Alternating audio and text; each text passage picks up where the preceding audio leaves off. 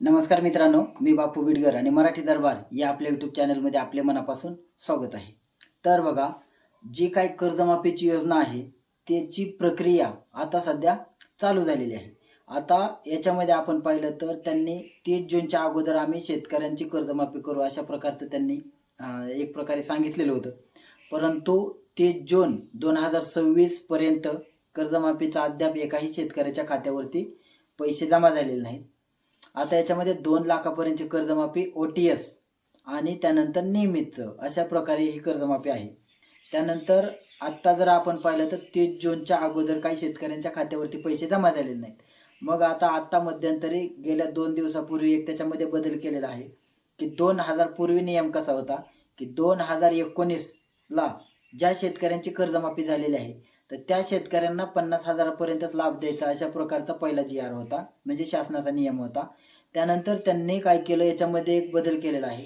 तर 2019ला ज्या शेतकऱ्यांची कर्जमाफी झालेली होती तर त्या शेतकऱ्यांना पूर्ण 2 लाखापर्यंतची आता कर्जमाफी भेटणार आहे. आणि दुसरा बदल हा केलेला आहे त्याच्यामध्ये की ज्या शेतकरी म्हणजे जे कोण नियमित शेतकरी होते तर त्या नियमित शेतकऱ्यांना आता समजा त्यांनी नवजुने केलेलं असेल किंवा कर्ज भरून त्यानंतर परत काढलेलं असेल तर अशा शेतकऱ्यांना मार्च 2027 पर्यंत ते 50,000ची रक्कम भेटणार होती. पण ते 50,000 रुपयापर्यंत, आता पर्यंत हा शब्द नेमका कशा प्रकारे अंमलात येतोय हे देखील पाहणं महत्त्वाचं आहे. मग ती जी रक्कम 27ला भेटणार होती तर ती रक्कम शेतकऱ्यांना तात्काळ भेटणार आहे. एवढेच 2 बदल या आत्ताच्या GR मध्ये झालेले आहेत. म्हणजे या कर्जमाफीबाबत शेवटचे 2 बदल झालेले आहेत. आणि हे बदलासाठी माननीय कृषी मंत्री असतील यांनी देखील सांगितलं की 30 जूनच्या अगोदर कर्जमाफी करू. परंतु त्यानंतर त्यांनी मध्यंतरी असं सांगितलं की 5 जुलैच्या आसपास आम्ही कर्जमाफी करू.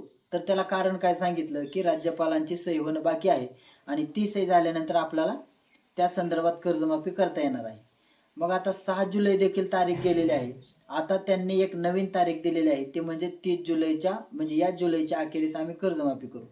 आता 30 जुलैला तरी ही कर्जमाफी होते का, तर या संदर्भात आता ही तारीख पुढे का वाढवली, तर जे काय अर्थमंत्री आहेत त्यांनी अर्थमंत्र्यांना त्यांनी जो काय आयकर विभागाचा डाटा आहे त्याची मागणी केलेली आहे आणि तो डाटा प्राप्त व्हायला थोडा उशीर लागणार आहे आणि त्या डाटासाठीच आम्हाला थोडा उशीर होणार आहे असं प्रकारचं शेवटचं त्यांनी 30 जुलै ही तारीख घेतलेली आहे.